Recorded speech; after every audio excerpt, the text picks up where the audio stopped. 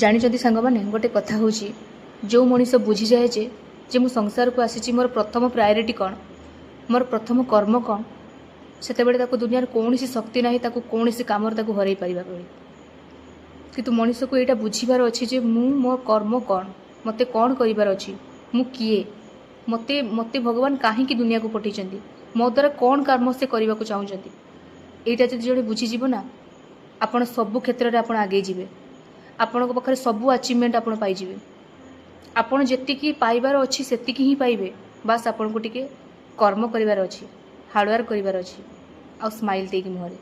Tension, pressure, depression ଏସବୁ situation problem ବହୁତ କିଛି ଲାଇଫ୍ରେ ଆସିବ, ବଟ୍ ସେସବୁକୁ ଆମକୁ କ୍ରସ୍ କରିକି ଆଗକୁ ଯିବାକୁ ପଡ଼ିବ। ଯେତେବେଳେ ଆମେ ରାସ୍ତାରେ ଯାଆନ୍ତି ହମ୍ସ ପଡ଼େ, ବହୁତ ବଡ଼ ବଡ଼ ହମ୍ସ ପଡ଼େ, ତ ତାକୁ ଆମେ ଗାଡ଼ି ଚଲାଇଲା ବେଳେ ଆମେ ତାକୁ ହମ୍ସ କ୍ରସ୍ କରିକି ଆଗକୁ ଚାଲିଯାଉ। ହମ୍ସକୁ ଦେଖିକି ତ ଆମେ ପଛକୁ ଫେରି ଯାଉନୁ ନା। ତ ସେ ଠିକ୍ ସେମିତି ରାସ୍ତାରେ ଯିବାବେଳେ ବହୁତ ଲୋକ ଆମକୁ ବହୁତ କଥା କହିବେ, ଆଉ ସେତେବେଳେ ଆମକୁ ବୁଝିବାର ଅଛି ଆମକୁ ଆମ କର୍ମ ପାଇଁ ଆମକୁ ଆଗକୁ ଲଢ଼ିବାର ଅଛି। ମୋତେ ଏଇ ସଂଗ୍ରାମ ବାଟରେ ଯିବାର ଅଛି।